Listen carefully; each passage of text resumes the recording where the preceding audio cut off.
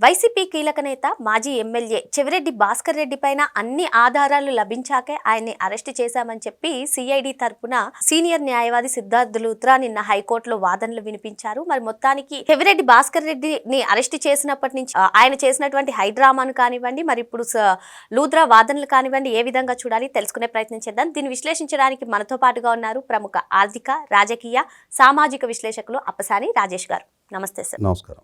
చెవిరెడ్డి భాస్కర్ రెడ్డి ఆయన అరెస్ట్ అయినప్పటి నుంచి కోర్టు ప్రాంగణంలో కానివ్వండి, జైల్లో కానివ్వండి, ఆయన సృష్టించేటువంటి హైడ్రామా, అరుపులు అన్నీ వింటూనే ఉన్నాం. కానీ హైకోర్టులో సోమవారం రోజు సిద్ధార్థ్ లూత్రా గారు వినిపించిన వాదనలు, మా దగ్గర అన్ని ఆధారాలు ఉన్న తర్వాతే ఆయన్ని అరెస్ట్ చేసాం, కేసు ఎస్టాబ్లిష్ చేసిన వెంటనే అరెస్ట్ చేయలేదు, ఆధారాలు లభించిన తర్వాతే మా దగ్గర డిజిటల్ ఎవిడెన్సెస్ ఉన్నాయి అన్నీ అని చెప్పి నిన్న ఆయన వాదనలు వినిపించారు. ఆయనకి ఎట్టి పరిస్థితుల్లో బెయిల్ ఇవ్వకూడదని కూడా చెప్పారు. మరి ఈ పరిణామాన్ని అంతటినీ కూడా ఏ విధంగా చూడాలంటారు? ఇప్పుడు వాస్తవంగా చెవిరెడ్డి భాస్కర్ రెడ్డి ఎమ్మెల్యేగా, అతని కొడుకు మోహిత్ రెడ్డి తుడా చైర్మన్గా కొనసాగారు.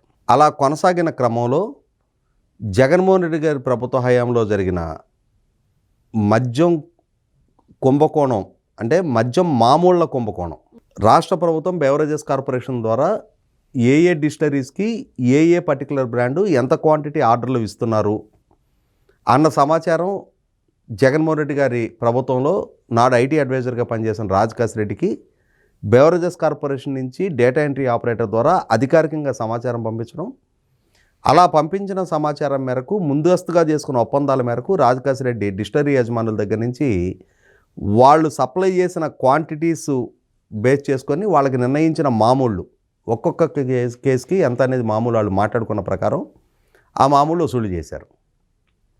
అలా వసూలు చేసిన మామూళ్ళు ప్రతి నెల సుమారుగా 60 నుంచి 70 కోట్ల రూపాయలు. అంటే బెవరేజెస్ కార్పొరేషన్ ఏ డిస్టిలరీకి ఏ బ్రాండ్ల ఆర్డర్ ప్లేస్ చేస్తే ఆ బ్రాండ్లు వాళ్ళు సప్లై చేస్తే ఆ సప్లై చేసిన బ్రాండ్ల తాలూకు పేమెంట్ బెవరేజెస్ కార్పొరేషన్ నుంచి ఆ డిస్టిలరీస్కి వెళ్ళగానే వాళ్ళు వివిధ మార్గాల్లో ఈ మామూళ్ళు చెల్లించారు. ఇలా చెల్లించిన మామూళ్ళు రాజకాశ్ రెడ్డి ఏర్పాటు చేసుకున్న క్యాష్ కొరియర్లు, క్యాష్ హ్యాండ్లర్ల ద్వారా నాడు వివిధ ప్రాంతాల్లో స్టాక్ చేసి, అలా స్టాక్ చేసిన డబ్బు కృష్ణమోహన్ రెడ్డి, ధనుంజయ రెడ్డి, గోవిందప్ప బాలాజీల ద్వారా కొన్ని షెల్ కంపెనీల ద్వారా పెట్టుబడులు పెట్టారని, అలాగే ఆ డబ్బు వసూళ్ళు, రవాణాలో, స్టాక్ చేయటంలో, అలాగే ఎన్నికలకు సందర్భంగా వైసీపీ అభ్యర్థులకి పంపిణీ చేయడంలో చెవిరెడ్డి భాస్కర్ రెడ్డి కీలక పాత్ర పోషించాడు. ఈ నగదు రవాణా చేయడానికి ఈ తుడాకి సంబంధించిన, అంటే తిరుపతి అర్బన్ డెవలప్మెంట్ అథారిటీ, దానికి సంబంధించిన వాహనాలు వాడుకున్నారు. అలా వాడుకున్న సందర్భంలో కూడా ఆ వాహనాలు ఎక్కడో వేరే ప్లేస్కి వెళ్ళినట్టుగా రికార్డులో చూపించారు. కానీ టోల్ గేట్ల సీసీటీవీ ఫుటేజుల్లో టోల్ ఛార్జీలు పే చేసిన దాంట్లో ఈ తుడా వెహికల్స్ ఆల్రెడీ డిజిటల్ సాక్ష్యాధారాలతో సహా వేరే ప్రాంతాల్లో అవి పర్యటిస్తున్నట్టుగా నిర్ధారణ అయింది. అదే సందర్భంలో చెవిరెడ్డి భాస్కర్ రెడ్డి దగ్గర గన్మెన్లుగా వ్యవహరించిన కొందరు పోలీస్ కానిస్టేబుల్ ఉన్నారు.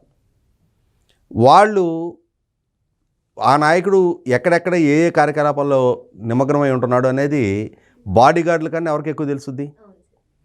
వాళ్ళ వైపు నుంచి కూడా ప్రభుత్వానికి 164 స్టేట్మెంట్లు ఇచ్చారు.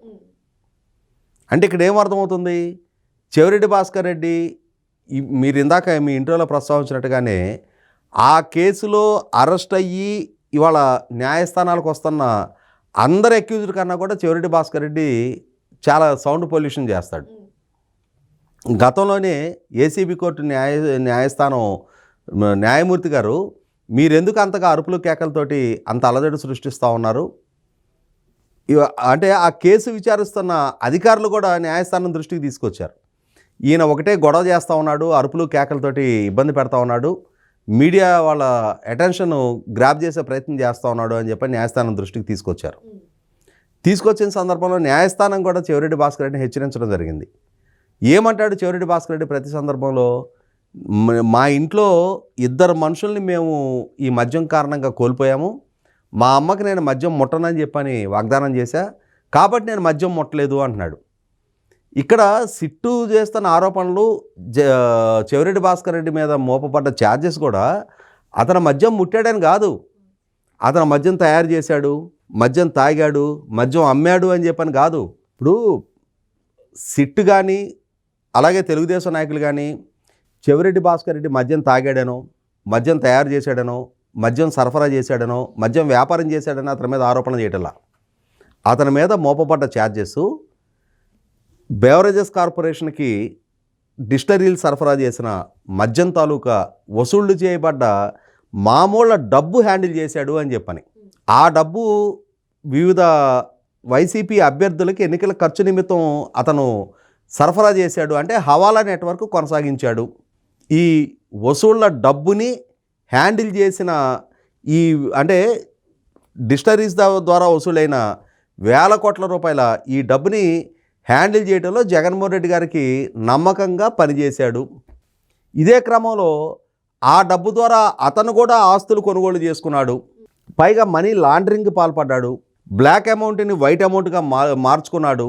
అతని కొడుకు మోహిత్ రెడ్డి కంపెనీల మీద దాడి చేసిన సందర్భంలో అతనికి, అలాగే విజయసింహారెడ్డి, చిత్తూరు ఎమ్మెల్యే వైసీపీ అభ్యర్థిగా పోటీ చేసిన విజయసింహారెడ్డి, ఎవరైతే ఎర్రచందనం స్మగ్లర్గా గతంలో జైలు పాలై ఉన్నాడో అతనికి సంబంధించిన లావాదేవీలు బయటపడ్డాయి. అలాగే జగన్మోహన్ రెడ్డి గారితో పాటు ఎంఆర్ స్కామ్లో అరెస్ట్ అయ్యి జగన్మోహన్ రెడ్డి గారితో పాటు జైలుమేట్గా ఉండొచ్చిన సునీల్ రెడ్డికి సంబంధించిన కంపెనీలకి సంబంధించిన లావాదేవీలు బయటపడ్డాయి.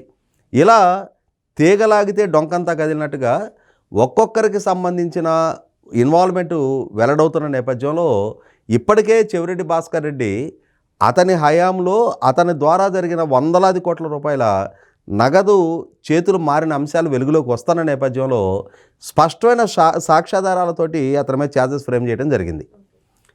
అదే కాబట్టే ఇవాళ జగన్మోహన్ రెడ్డి గారి ప్రభుత్వ హయాంలో కూడా చాలామంది మీద కేసులు నమోదు చేశారు. ఏ ఒక్కరి మీద స్పష్టమైన సాక్ష్యాధారాలు ఎస్టాబ్లిష్ చేయడంలో ప్రభుత్వం ఫెయిల్ అయింది ఆ రోజుల్లో. కాబట్టే వాళ్ళందరూ స్వేచ్ఛగా న్యాయస్థానం నుంచి వెలుపలికి రాగలిగారు. కానీ ఇవాళ జగన్మోహన్ రెడ్డి గారి ప్రభుత్వ హయాంలో రాబోయే 30 సంవత్సరాల పాటు మాదే అధికారం అనే ఒక బరితెగింపుతోటి బాహాటంగా స్పష్టమైన సాక్ష్యాధారాలు ఎస్టాబ్లిష్ అయ్యేలాగా వీళ్ళు చేసిన నేరాలు ఘోరాలు కళ్ళ ముందు కనిపిస్తూ ఉన్న నేపథ్యంలో ఇవాళ చెవిరెడ్డి భాస్కర్ రెడ్డి జూన్ 17వ తారీఖు అతను అరెస్ట్ కావడం జరిగింది. అంటే ఇప్పటికీ 6 నెలల 2 వారాలుగా అతను జైల్లో ఉన్నాడు సుమారుగా. మరి ఇంకా అతను ఇంకెన్నాళ్ళు జైల్లో ఉండాల్సి వస్తుందో. ఇప్పటికీ అతని మీద నిర్ధారణ అయిన మనీ లాండరింగ్ ఆరోపణల మీద ఇంకా ఎన్ఫోర్స్మెంట్ డైరెక్టరేట్ ఇంకా విచారణ మొదలుపెట్టాల. ఆ దిశగా కూడా విచారణ కనుక మొదలుపెట్టితే ఎన్ఫోర్స్మెంట్ డైరెక్టరేట్ కేసులు కూడా అతని మీద నమోదైతే రాబోయే కొన్ని సంవత్సరాల పాటు అతను జైలు నుంచి బయటకు రావడానికి కూడా ఆస్కారం లేదు. కాబట్టి ఇవాళ చెవిరెడ్డి భాస్కర్ రెడ్డి స్పష్టమైన సాక్ష్యాధారాలతో తను అరెస్ట్ అయిన నేపథ్యంలో ఇవాళ చెవిరెడ్డి భాస్కర్ రెడ్డి మీద ఇన్ని ఛార్జెస్ నమోదైనప్పుడు అసలు జగన్మోహన్ రెడ్డి మీద ఇంకెన్ని ఛార్జెస్ నమోదవుతాయో మనమే వేచి చూడాలి.